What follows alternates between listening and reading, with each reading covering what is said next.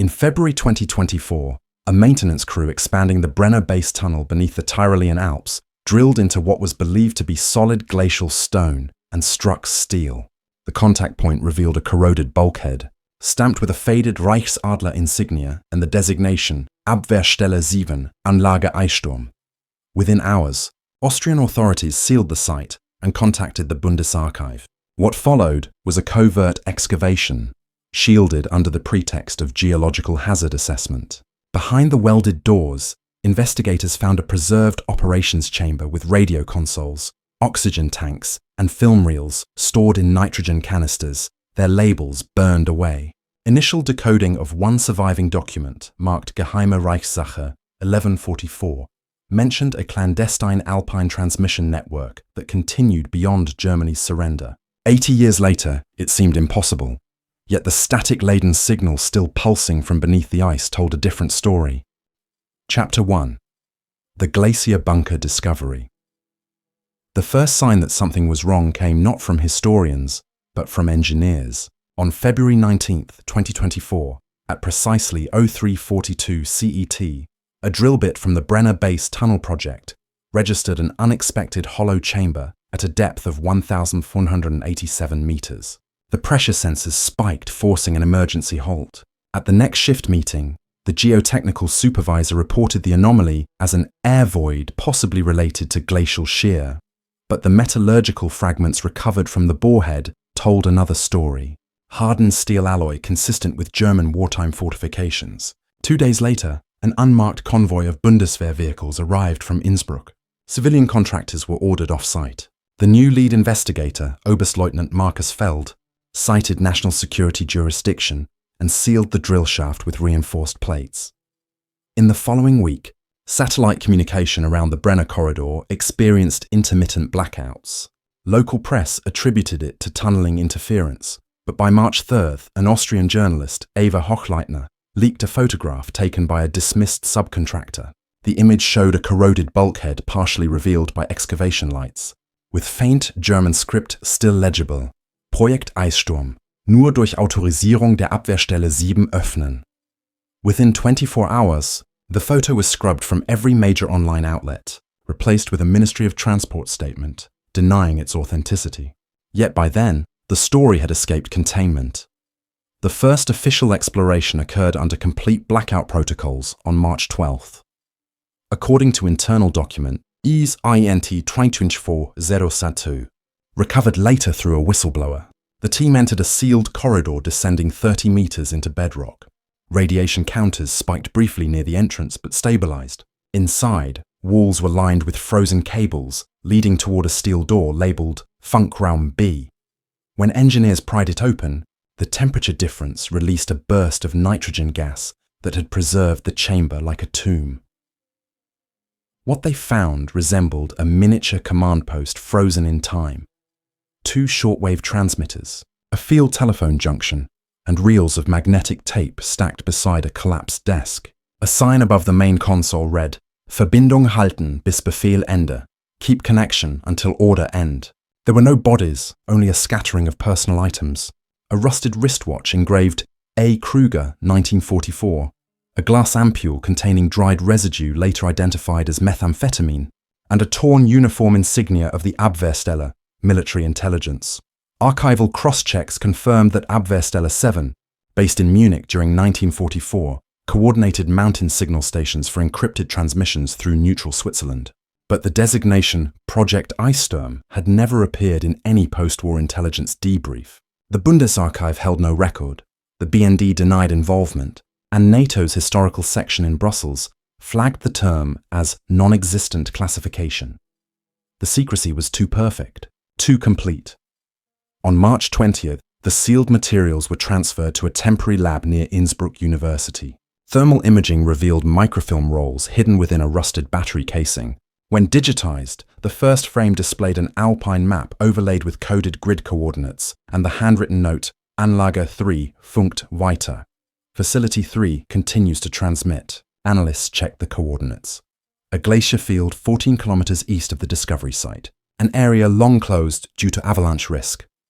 By late April, Rumors began to circulate among local climbers about nocturnal drone activity over restricted zones. Satellite frequency scans conducted by an independent ham radio group from Munich detected faint repeating bursts at 8.315 MHz, the same frequency once used by wartime German shortwave relay systems. When decoded through legacy cipher filters, the pattern yielded incomplete alphanumeric strings that resembled partial encryption headers.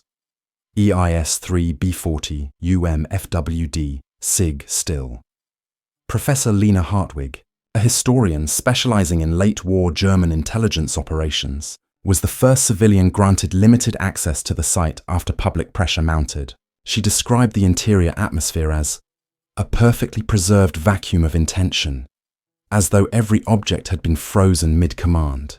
Hartwig's subsequent analysis of declassified OSS and MI6 intercepts suggested that Eissturm might have been part of a final phase network designed to coordinate Nazi escape routes through Italy into South America. But what unsettled her most was the time signature embedded in one recovered message log. TX-05, 1245, confirm receipt. A full 7 months after Germany's unconditional surrender. As word of the transmission spread, Austria's Interior Ministry issued an unprecedented restriction order under Vertraulichkeitsstufe Rot, effectively classifying the site as a state secret. The excavation halted, military personnel withdrew. Yet beneath the ice, instruments left behind by Hartwig's team continued to detect sporadic electromagnetic activity at irregular intervals. The data log ended abruptly on May 9, 2024, with a final entry typed by a technician before their access was revoked. Signal resumed. Source uncertain. Transmission identical to archival file 1144. Today, no official record acknowledges the existence of the Brenner anomaly. Satellite imagery has been blurred at the precise coordinates, and local maps list the area as Restricted Glacial Instability Zone 14B. But those who were there describe a sound, a low rhythmic pulse echoing through the ice tunnels, long after the generators were shut down. For them, Project Eissturm remains unfinished business, a voice frozen since 1944 that refuses to go silent. Chapter 2. Decoding Operation. Eissturm files. The Bundesarchiv containment. Unit in Koblenz received 23 crates from the Tyrolean site on June 2, 2024.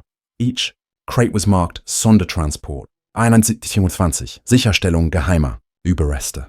Inside were reels of frozen magnetic tape, corroded radio valves and binders swollen with ice melt. Archivist Dr. Nina Reuter, overseeing the inventory, noted that many of the documents bore the same alphanumeric prefix, EISB 1144.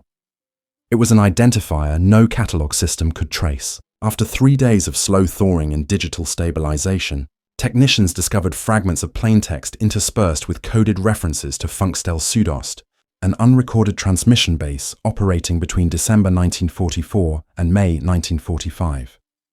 One note in faded red pencil stood out: Befehl übergeben an Anlage 3, Funk fortsetzen, unabhängig von politischer Lage, order transferred to facility. 3. Continue transmission regardless of political situation. The authenticity review confirmed that the materials had not been altered post-war. Chemical dating of the ink and cellulose fibers placed their creation between late 1944 and early 1945. Yet, something disturbed Dr. Reuter more than the physical evidence: the presence of signatures and call signs, attributed to operators long thought deceased in the Berlin collapse. Among them was Funkleiter Kruger, the same name engraved on the wristwatch recovered in the bunker. The implication was chilling. These were not unfinished messages. They were confirmations, acknowledgements sent after Germany's surrender. By mid-June, the Bundesarchiv had quietly assembled a closed analysis committee, including cryptographic historian Dr. Thomas Eberhardt, electromagnetic specialist Ludwig CMD Anja Voss, and 2 liaison officers from NATO's Historical Reconnaissance Unit. Their first session, recorded in file BND AR32-7, opened with a playback of the preserved magnetic tape. The audio hissed, then resolved into an uneven pulse, short bursts of static arranged in triplets. Eberhardt recognized the structure immediately. It mirrored Kurzwellenübertragung 8.315, a shortwave communication pattern used for ciphered message preambles. The last entry on the reel, however, contained a timestamp that made no sense. TXN 7.05 or 1962, Unit 3 confirm relay. For several days, the committee debated whether the tape could have been contaminated or mislabeled during post-war years. The container seals, though, were dated and intact. The material had remained frozen and untouched since 1945. The signal, if genuine, implied that someone or something had resumed transmission decades later, using a system built in the final days of the Reich. An encrypted file labeled Sonderanhang, Chiffrierverfahren Eissturm, provided the first real clue. The cipher used a rotating substitution grid similar to the Enigma, but with an added variable tied to lunar phase data.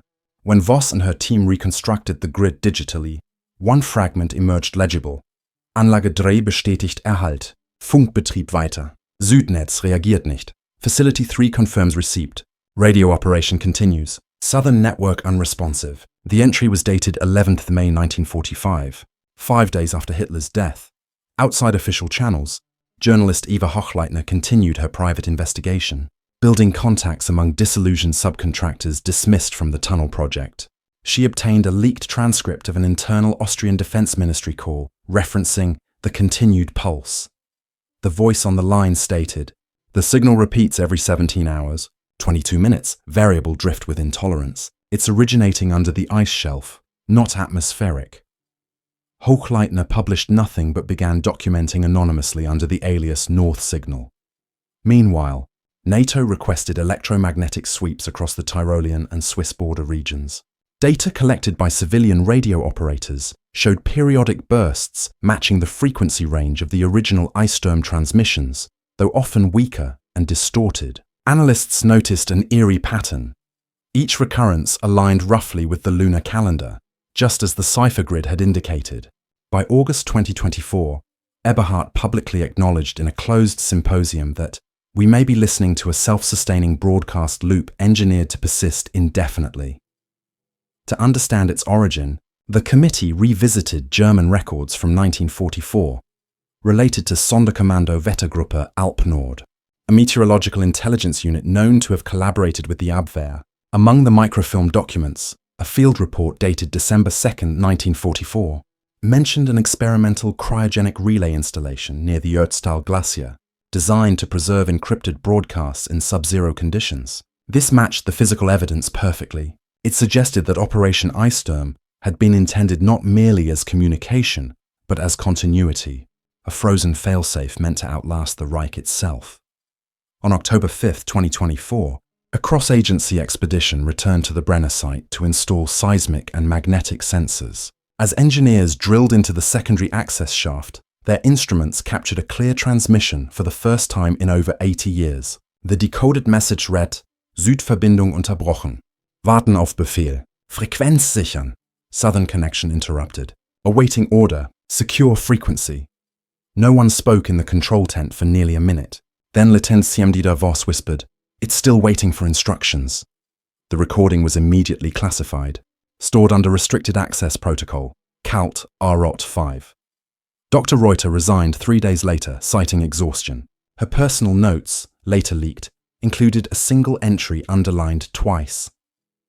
The network was designed to survive surrender. Someone ensured it did. From that moment, the investigation changed focus. It was no longer about understanding a historical anomaly, but determining who, in 1945, or possibly long after, had decided that the signal must never stop. And somewhere beneath the glacier, Facility 3 was still transmitting, patient and obedient, in the dark. Chapter 3, Facility 3 and the Frozen Network. By November 2024, the Eissturm investigation had reached a threshold that officials could no longer contain through academic protocol. The encrypted transmissions, once believed to be historical residue, had begun to shift in frequency. Automated recorders at Innsbruck's Alpine monitoring post registered phase drift consistent with an active modulation source. The data suggested movement. Something beneath the glacier was adapting. A classified directive, Bericht 9-12-24, Projekt Eissturm Untersuchungskommission, authorized a limited access expedition to locate Anlage 3, the facility named in the recovered tapes.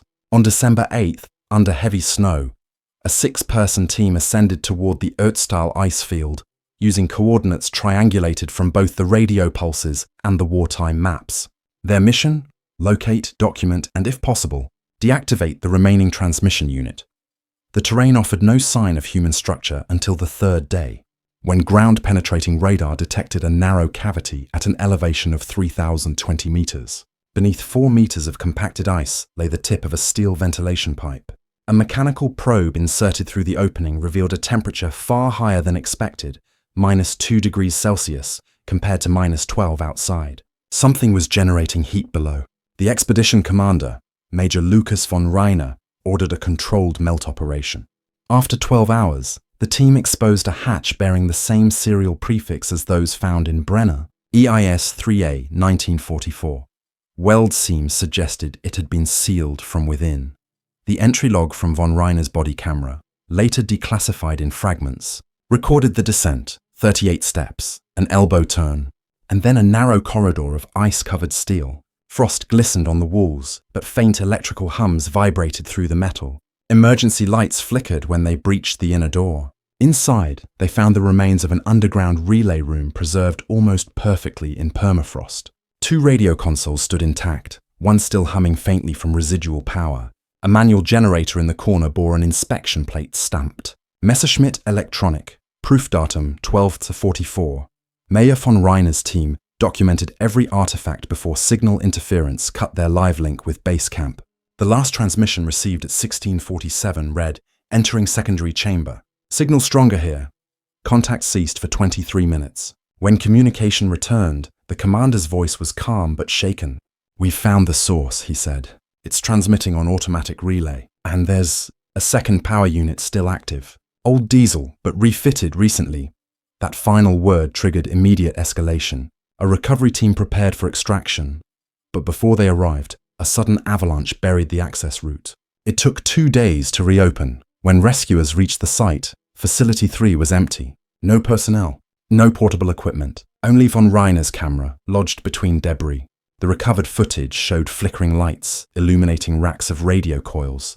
Then a sequence of distorted frames, motion near the generator, a figure obscured by frost and shadow, unrecognizable. The final shot captured the control console, displaying a green indicator marked Verbindung active, connection active. The timestamp read 1651. Back in Vienna, analysts reviewing the material noted a peculiar discrepancy. One of the diesel tanks visible in the footage bore a production code from 1981.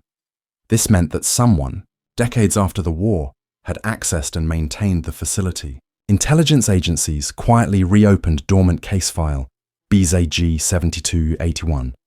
A Cold War investigation into missing NATO radio intercept equipment, believed stolen from a listening post near Bolzano. Among the items listed, a Soviet-made shortwave transmitter compatible with German WWII frequencies. The trail was faint, but it suggested that Eissturm had been repurposed during the Cold War for clandestine relays between East and West. Cross-referencing recovered serial numbers. Historian Lena Hartwig uncovered something even more troubling. A 1952 CIA memorandum, declassified in 1999, described a persistent, unauthorized signal detected in the Alps during early European reconstruction, coded bursts resembling residual Nazi frequencies. The memo concluded, source unknown, possibly automated or remnant from prior German network. No follow-up report was filed. Hartwig now realized that Facility 3 had been broadcasting through every decade since, ignored as static. Further examination of the Brenner tapes revealed new sections once too degraded to play. After digital restoration, one fragment recorded the voice of an unidentified operator. The German was clipped, fatigued. Empfänger Süd stillschweigend. Signal muss bleiben. Der Krieg ändert nichts. Receiver South silent. Signal must remain. The war changes nothing. Acoustic profiling confirmed the voice matched early samples attributed to Funkleiter Kruger. Yet spectral analysis also indicated the recording had been made years after 1945. By January 2025, NATO investigators attempted a full-site survey using ground drones. However, electromagnetic interference around the Ötztal Glacier rendered navigation impossible. Drone telemetry would freeze, reboot, and return with corrupted data logs showing duplicate timestamps looping back to the same minute. 1651. the moment von Reiner's team disappeared from communication. Within the Bundesarchiv, Eberhard pushed to release his findings to the public. He argued that Eissturm was evidence of a mechanical continuity network, a wartime automation project designed to preserve strategic command via self-operating broadcast systems, never requiring human input once initiated. If true, it represented one of the earliest examples of autonomous communication warfare. His request was denied. On February 2, 2025, the 8-315 MHz frequency went silent for exactly 48 hours.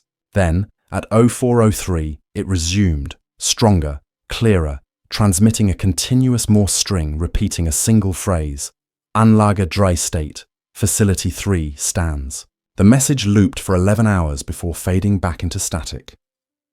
Afterward, Austrian military engineers discovered fresh boot tracks near the glacier's restricted perimeter. No expedition had been authorized. The tracks led toward a ridge above the old hatch site and ended abruptly in ice. The signal has since diminished, but the frequency remains monitored under NATO file codename Polar Echo. Every few weeks, faint bursts return, identical tone, identical cadence. The investigators no longer claim to know whether they are listening to the ghost of an obsolete system, or to someone ensuring that Operation Eissturm never truly ended. Either way, the frequency continues, and somewhere beneath the Alps, the frozen network waits. Chapter 4. The Post-War Custodians. By spring 2025, the official narrative surrounding Operation Eissturm fractured under mounting leaks and public pressure. 2 documentaries aired short clips of the recovered Facility 3 footage before both productions were abruptly withdrawn from streaming platforms. An internal NATO memo dated March 14, 2025, reference code NRU-ALP-INF-47, acknowledged uncontrolled media exposure and ordered a freeze on interdepartmental correspondence. In the background, however, a quieter investigation had begun to trace the post-war custodians of Eissturm, the individuals and organizations that had kept its circuits alive long after the Reich's fall. Dr. Lena Hartwig's research uncovered a missing link buried within Allied occupation archives in Washington. While reviewing declassified intelligence reports from 1947, she discovered document OSS 45122B, titled Continuity Signals in the Alpine Sector. It referenced an intercepted German transmission dated October 1946, 15 months after the war's end, originating from coordinates identical to the Tyrol relay network. The analysis concluded that residual transmissions may indicate unsurrendered units or automated infrastructure. The report was stamped closed 1948, probable hoax. Yet a marginal note in a different hand added one line, Asset H. Kruger confirmed alive, Tyrol sector. Hartwig cross-referenced. Kruger's file with captured personnel manifests from Operation Paperclip, the American intelligence program that relocated German scientists. One entry, Heinrich Kruger, communications engineer, relocated 1948, Fort Detrick, Maryland, match both the watch inscription and the Eissturm documents. Kruger had not died in Berlin. He had been quietly absorbed into US post-war research. In his personnel evaluations, Hartwig found references to continuous transmission trials, cryogenic relay modeling, and long-term autonomous signal testing. The descriptions mirrored the Eissturm framework precisely as she pieced together Kruger's post-war career. Hartwig found additional names recurring in the margins: Colonel James C. Halford, U.S. Army Signal Corps, and Professor Dieter Manke, a former Siemens engineer who later directed classified communications research for the CIA's European Operations Division. Both men participated in a project codenamed Cirrus 9, operational from 1951 to 1957, focusing on climate-resilient broadcasting. Its field stations were located across the Alps in northern Italy, the same region as Facility 3, an unmarked storage reel found in a Fort Detrick sub-basement, catalogued only as Echo ALP 1952, contained shortwave bursts identical to Eissturm's 8.315 MHz pattern. When decoded using Kruger's cipher variant, the message read, "Transmission integrity maintained, awaiting south confirmation." It was the same phrase discovered 80 years later in the Tyrolean tapes. The implication was unavoidable. US intelligence had not only discovered Eissturm, but had repurposed it during the early Cold War as an experimental autonomous relay for espionage traffic. By the mid-1950s, NATO records reveal that segments of Eissturm infrastructure were integrated into broader communications monitoring systems. Under Project Eclipse, American and West German engineers conducted joint operations to assess and adapt residual access radio installations. Facility 3, listed in internal memos as Relay Unit BRN-3, was classified as inactive, requires cryogenic containment. Funding records, however, continued until 1964. In that year, Kruger died in an alleged laboratory fire at Fort Detrick, though no obituary or death certificate was ever issued. His ashes were reportedly interred in an unmarked grave in Arlington, yet cemetery registries list no such burial. Meanwhile, Eastern Bloc intelligence had also taken notice. A declassified Stasi brief from 1977, Abteilung X92 Bericht, references unexplained continuous radio noise near Ötztal, origin pre-war installation, possibly Western Relay. Soviet analysts speculated it was an encrypted NATO dead drop network operating automatically. Their recommendation was chillingly pragmatic. Do not interfere. If automated, it may already be listening. In the present day, Hartwig traced Kruger's legacy through decommissioned research logs and half-erased microfilms. She located one surviving prototype in a Berlin warehouse, a sealed aluminum canister marked Anlage 3, Reserve. Inside was a miniature frequency regulator engraved with a 1981 modification stamp, the same year code seen on the diesel tanks in von Reiner's footage. Someone had serviced the system nearly 40 years after the war, following Kruger's specifications. As evidence accumulated, Hartwig became convinced that a shadow network of technicians and intelligence liaisons had inherited the Eissturm system through successive eras. Each generation maintained it in silence, ensuring that the transmission, whatever its purpose, never ceased. In a personal letter, later confiscated by Austrian intelligence, she wrote, "I no longer believe Eissturm was designed as communication. It is a continuity protocol, a mechanical oath. Whoever maintains it accepts the burden of history's unfinished sentence." On May 6, 2025, the Eissturm signal shifted again. Monitoring stations detected a new modulation pattern, slow, deliberate, unlike any prior repetition. When translated through the original cipher, the message read, "Custodians gone. Awaiting next order." Analysts confirmed it was genuine. Within 24 hours, Hartwig disappeared from her Vienna residence. Her apartment showed no sign of forced entry. The only item missing was her research notebook. The following night, 8:15 MHz broadcast resumed at triple amplitude, repeating a phrase that has since become the investigation's haunting refrain. Der Auftrag bleibt. The order remains. For intelligence agencies, it was confirmation that the network was no myth, no echo of war. It was an inheritance, one that had quietly passed from 1945 to 2025, surviving every collapse, every government, every ideology. And as analysts watched the signal stabilize again beneath the Alps, a realization began to settle. Eissturm had no master. It only obeyed the order it was built to preserve. Chapter 5. The Order Remains.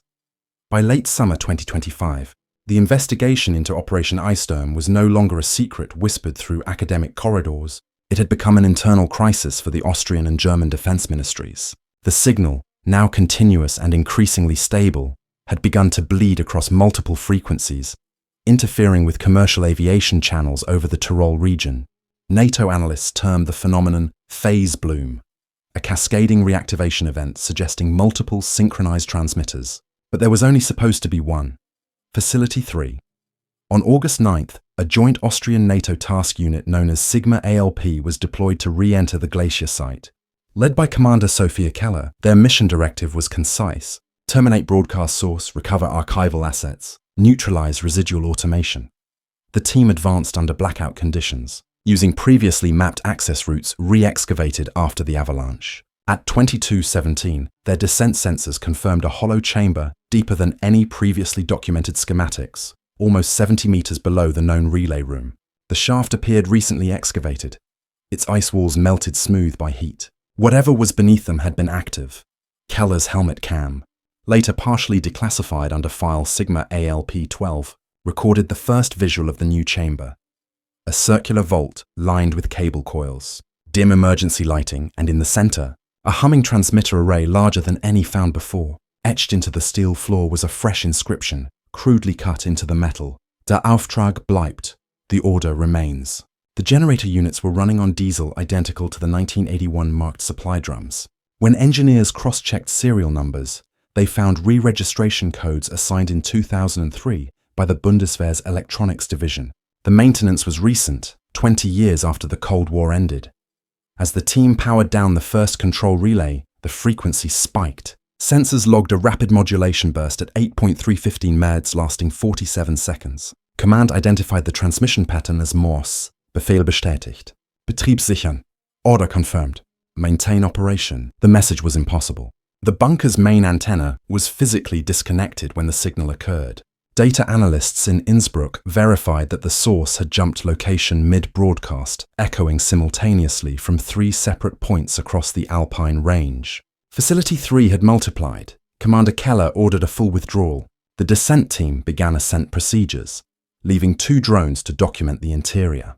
But at 22:43, one drone's camera captured a blurred human figure standing near the central array, unidentified, motionless, then gone. Thermal readings showed a brief heat bloom before returning to ambient cold. The chamber lights flickered out seconds later, and the transmission ceased. By the following morning, all active Eissturm frequencies had gone silent. For the first time in 80 years, the Alps were radio quiet. The Sigma ALP unit was debriefed under sealed clearance in Munich. Official statements to the press described the event as a localized electromagnetic disturbance. Yet in restricted intelligence briefings, analysts noted that 48 hours after the blackout, a faint reactivation was detected, not in Europe but across the Atlantic. A shortwave pulse on 8.315 MHz was logged by amateur operators off the coast of Newfoundland, identical in phase signature to the Tyrolean signal.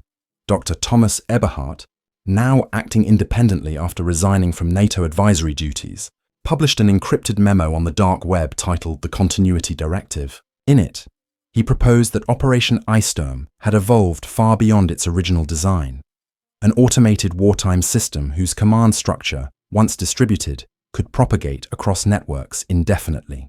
He concluded, it was not built to communicate but to endure.